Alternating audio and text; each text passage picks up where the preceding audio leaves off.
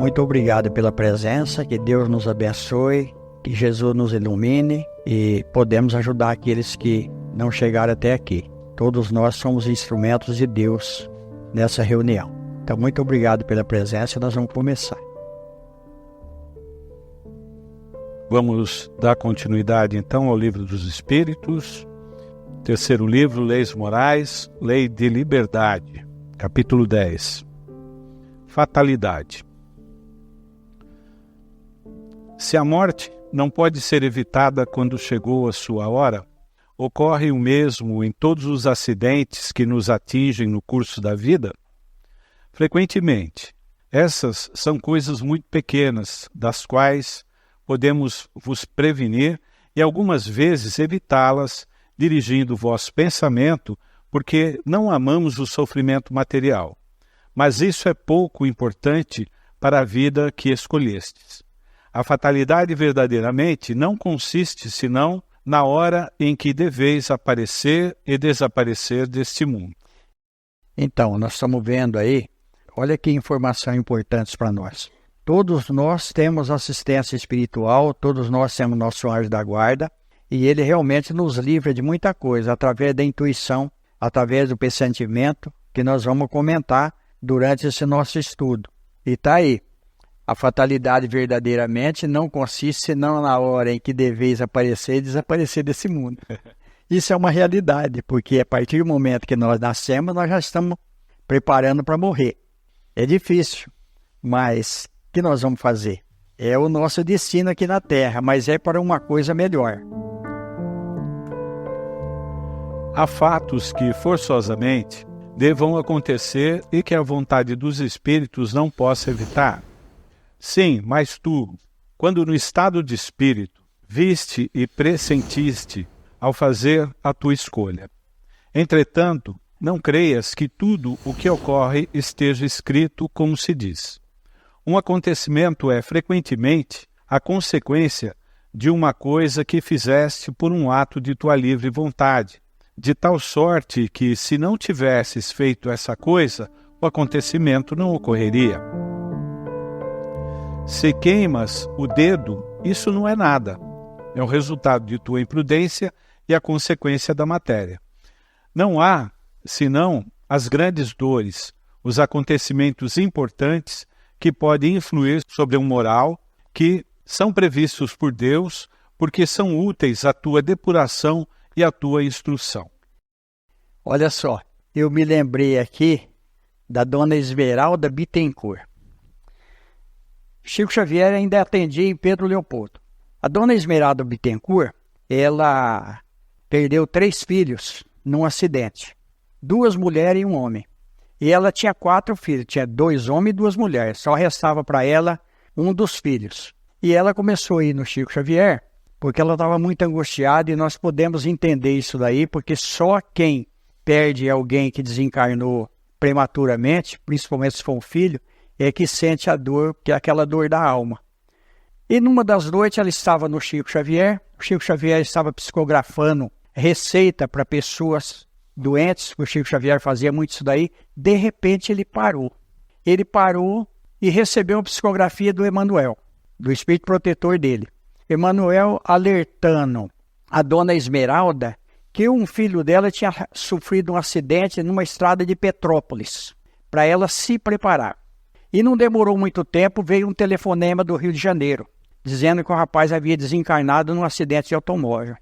E ela ficou desesperada, e o Chico Xavier ficou muito entristecido com aquilo e não conseguia esquecer a dona Esmeralda. Sempre ele lembrava dela. Aí Emmanuel falou para ele, falou, nós vamos ver o passado deles.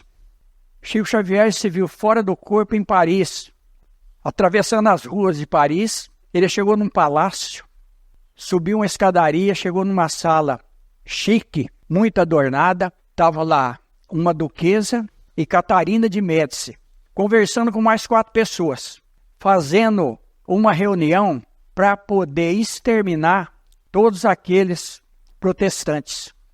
Catarina de Médici insistia para que a duquesa desse autorização para fazer o ataque. E deliberaram ali, e foi uma das maiores carnificinas em nome da religião. que desencadeou na noite de São Bartolomeu. A dona Esmeralda Bittencourt, olha, era a duquesa que autorizou. E os filhos estavam na reunião junto com ela. Então, olha para vocês verem a reencarnação aí. Aí nós não podemos esquecer daquela reunião memorável e inesquecível, o encontro de Jesus com Nicodemos, falando da reencarnação. Tudo na nossa vida tem a lei da reencarnação. Nós sabemos que o Nicodemos foi procurar Jesus à noite, porque ele era um doutor da lei, e Jesus disse o que para ele? Aquele que não nascer de novo não verá o reino de Deus, a reencarnação. Então estava ali a dona Esmeralda, reencarnada no Brasil. O Brasil é o palco das grandes reencarnações, tanto de missionários como de devedores. A maior parte das pessoas que fizeram as coisas erradas, principalmente na França, porque a França era o berço da cultura na época, reencarnaram no Brasil. E muitos estão reencarnados ainda no Brasil. Aí olha o que o Chico Xavier falou para nós. Getúlio Vargas é a reencarnação de Dom João VI. Ele estava comprometido com o Brasil desde o início. Ele suicidou-se. O Chico Xavier falou que Getúlio Vargas ele fez um sacrifício. Ele foi, inclusive, perdoado pelo suicídio. Palavras de Chico Xavier. Porque se ele não houvesse tirado a vida física dele, o Brasil ia entrar num sistema prejudicial onde ia perecer muitas pessoas. Chico Xavier sabia das coisas e sabe das coisas. Quando vem do Chico Xavier, nós precisamos respeitar. Olha só para vocês verem. A reencarnação e a nossa vida. E quantos anos esses espíritos podem ter reencarnados, ter tentado resgatar, fazer o resgate e não conseguiram? Quantas tentativas a gente não sabe, mas aquele momento que ocorreu com ela, pode ser que ali tenham resolvido a situação. Sim. E aí o Ranieri foi visitá-la no Rio de Janeiro, depois de muitos anos. Ela morava num bairro muito pobre na periferia do Rio de Janeiro. É uma mulher que tinha se conformado com a situação. Vocês imaginam uma mãe desencarnar os 4 filhos. Olha a situação. Mas ela conheceu a doutrina espírita. Olha, ela conheceu o Chico Xavier. Então, é o consolo. A doutrina espírita é consoladora. É a doutrina da esperança para nós, tá? E da lógica, porque é a doutrina de Jesus. E a gente vê, só completando, né? Porque isso aí me lembrou uma outra pessoa daqui que teve de 4, 3 mortes dolorosas, sofridas, né? E a mãe suportando, sempre foi uma pessoa feliz, contente, cumpriu bem a compreensão. Eu comentei aqui da dona Teresa Cons, mulher do Paulo Cons, tinha farmácia aqui americana, acho que muita gente aqui conheceu, que o filho dela desencarnou jovem, ele estava no caixão e eu cheguei, ela estava do lado, e eu trabalhei com ela no hospital psiquiátrico muitos anos, uma mulher admirável. Eu falei para ela, dona Teresa, meu sentimento, tudo, ela falou, graças a Deus, Nourinho, olha como que Deus é bom para mim. Olha, gente, a mãe, o filho ali, era jovem ainda. Ela falou, eu agradeço a Deus pelo tempo que ele ficou comigo. Mas Deus é muito bom. Eu estou muito feliz. Olha. O homem, por sua vontade e por seus atos, pode fazer com que os acontecimentos que deveriam ocorrer não ocorram e vice-versa. Ele pode, desde que esse desvio aparente possa se harmonizar com a vida que escolheu. Ademais, para fazer o bem como deve ser, e como isso é o único objetivo da vida, pode impedir o mal, sobretudo aquele que poderia contribuir para um mal maior. Olha só, que eu comentei do Getúlio Vargas, e aí nós vamos pegar um livro interessante, Memórias do Padre Germano. Nós vamos ver ali, o Padre Germano, além dos protetores espirituais dele, porque ele era um padre muito correto, ele ainda tinha um cachorro, o Sultão. Um cachorro que protegia ele. O cachorro tinha uma percepção, porque todos os animais têm. O cachorro vê, o gato vê. E o cachorro ia na frente. E quando tinha algum perigo, o cachorro voltava e impedia que ele passasse por aquele local. Porque muita gente queria matar o Padre Germano. Porque o Padre Germano ele era a favor do bem, a favor dos pobres. Olha só para vocês verem. Que coisa interessante. Como que nós temos proteção? Então, está dentro disso aqui, ó. Ele pode, desde que esses dias aparecem, possa se harmonizar com a vida que escolheu. Quantos livramentos nós temos na nossa vida? Quantas coisas. Aí, Geraldinho conta de um livramento que o Chico Xavier falou para ele. Ele ficou na casa do Chico Xavier até meia-noite, mais ou menos, e aí ele ia embora. E o Chico Xavier falou para ele, ó, você vai embora, em tal curva da estrada, assim, um guarda vai mandar você parar. Guarda rodoviário, você não para, você passa direto, porque não é um guarda. E ele realmente saiu e esqueceu. Justamente, a hora que ele chegou naquela curva, estava lá o guarda. E o guarda entrou na frente e mandou ele parar. Ele desviou e passou direto. Chico Xavier sabia. Chico Xavier uma vez deu conselho para um amigo não viajar de avião. Mas é uma outra história. Vamos lá. O homem que comete um homicídio sabe, ao escolher sua existência, que se tornará um assassino? Não. Ele sabe que, escolhendo uma vida de luta, há chance para ele de matar um dos seus semelhantes, mas ignora se o fará porque há, quase sempre nele, uma deliberação antes de cometer o crime. Só uma paradinha, Edu. Olha só que coisa aqui para nós. Interessantíssima. Ó, ele pode fazer ou não fazer, depende dele. Então, nós temos obsessores. Todos nós temos obsessores. Mas a ação é nossa. Se a gente não der trégua, a gente não comete aquilo que é para cometer. Então, Judas não veio para trair Jesus, mas ele se deixou levar. Aí nós vamos ver no livro Boa Nova, uma conversa de Judas com Tiago, onde o Judas está falando que Jesus deveria tomar uma providência mais enérgica contra aquele povo, que Jesus poderia tomar o poder e uma série de coisas. E o Tiago aconselhando ele, mas não adiantou nada, porque ele tinha ambição política também, e ele tinha quase que certeza que se Jesus tomasse uma providência, Jesus ia libertar o povo do poder de Roma. Mas o reino de Jesus não era desse mundo. Jesus mesmo falou isso daí. E o que aconteceu no final? Ele deixou se levar. Quantas vezes nós nos deixamos levar por opiniões externas, por alguém que nos aconselha do lado errado?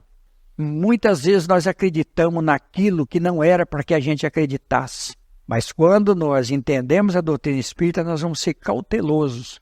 Nós vamos analisar até que ponto nós estamos tendo um lucro na parte espiritual, porque muitas vezes, quando uma coisa é muito benéfica na parte material, ela pode nos prejudicar espiritualmente, e nós vamos sofrer muito por isso. Aí, só provocando, e Judas não fez o que estava para fazer. Tá. Né? Iria mudar a história? Talvez não, né? Um outro faria. Um outro faria, entendeu? Mas ali, olha só para você ver, Jesus sabia que tudo isso aí ia acontecer. Mas nós temos o livre-arbítrio.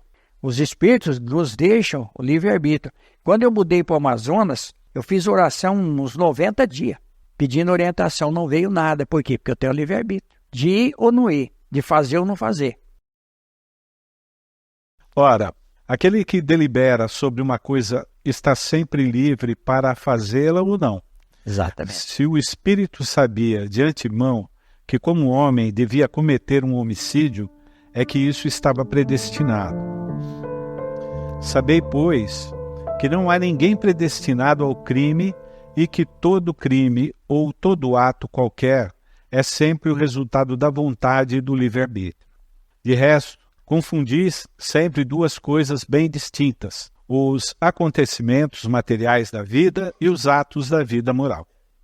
Se algumas vezes há fatalidade, é nos acontecimentos materiais cuja causa está fora de vós e que são independentes da vossa vontade.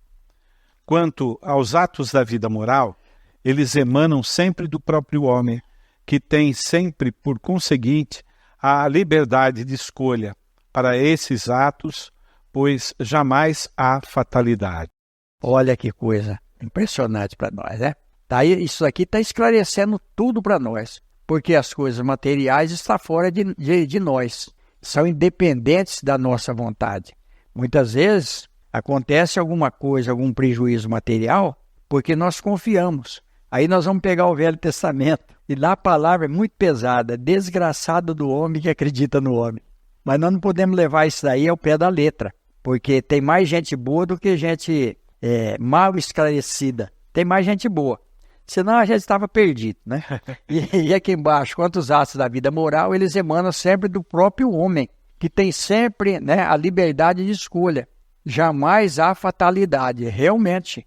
Aí nós vamos pegar os livros do André Luiz, todos eles, nós vamos encontrar algum fato desse daqui, que está passando para nós aqui. Principalmente no livro Sexo e Destino, que eu gosto muito daquele livro. Aquele livro nós vamos ver que realmente ali aconteceu algumas coisas. Por quê? Porque a pessoa quis que acontecesse. Nós fazemos escolhas erradas. Muitas vezes a gente não veio nem para constituir uma família, mas a gente às vezes faz isso daí. Nós vamos ver no livro do André Luiz o rapaz que não era para casar, já contei aqui, era para ficar solteiro, para cuidar dos sobrinhos, porque os sobrinhos iam ficar órfãos, mas ele conhece uma mulher, casou com ela. E ela era uma mulher linda, mas era o espírito das trevas. Porque tem um outro livro do André Luiz que diz que a mulher era lindíssima, mas quando ela dormia, ela saía em forma de bruxa, quando ela desligava do corpo. E aí o que acontece? Ela era ligada a um espírito das trevas e esse espírito vem como filho dos dois. E aí a vida do rapaz vira um inferno, para falar o português claro. Mas foi uma escolha dele. Muitas vezes nós prometemos, fazemos um projeto no plano espiritual, quando chega aqui a matéria nos desvia. Quantas pessoas se desviaram por causa das coisas materiais? Quando chega no fim da vida, aí não tem mais jeito. Aí já perdeu a oportunidade. Há pessoas para as quais nada sai bem e que um mau gênio parece perseguir em todas as suas empreitadas. Não há nisso o que se pode chamar fatalidade? Há fatalidade, se a quer chamar assim. Ela, porém, prende-se à escolha do gênero de existência, porque essas pessoas quiseram ser experimentadas por uma vida de decepção, a fim de exercitar sua paciência e sua resignação.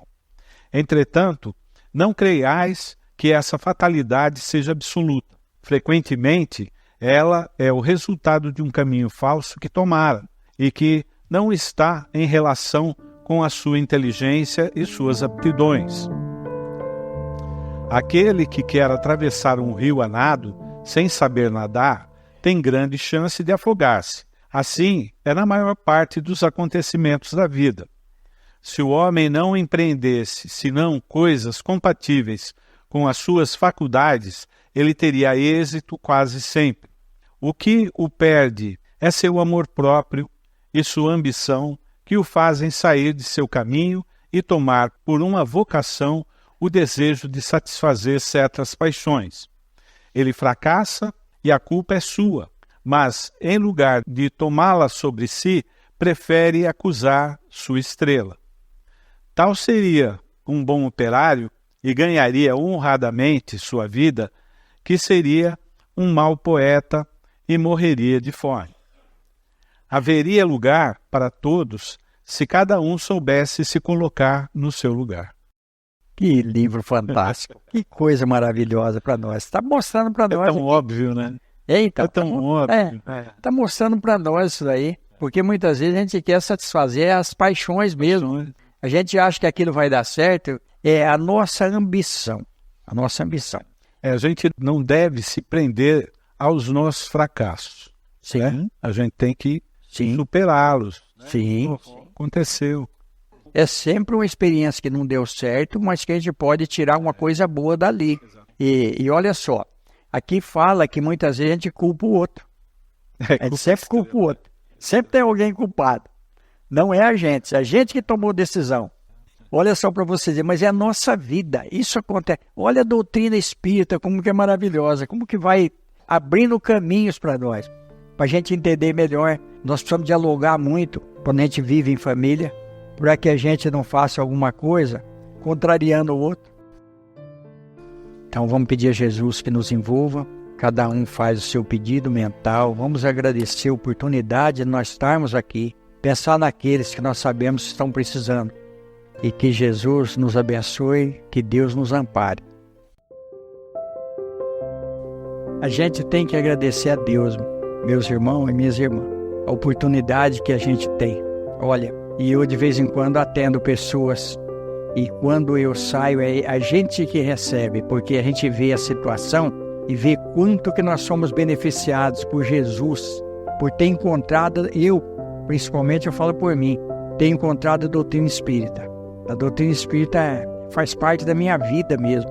Então, é Jesus no nosso coração, na nossa alma e trilhando os nossos caminhos. Então, vamos pedir a Ele que nos abençoe, que nos dê discernimento, inteligência para a gente poder direcionar da melhor forma a nossa trajetória espiritual. Nós vamos nos encontrar com certeza no plano espiritual. A gente espera que demore muito, mas que nós vamos encontrar, nós vamos. Então, vamos aproveitar enquanto nós estamos no corpo e que Deus nos abençoe. Tá bom, gente? Muito obrigado. Nós agradecemos de coração.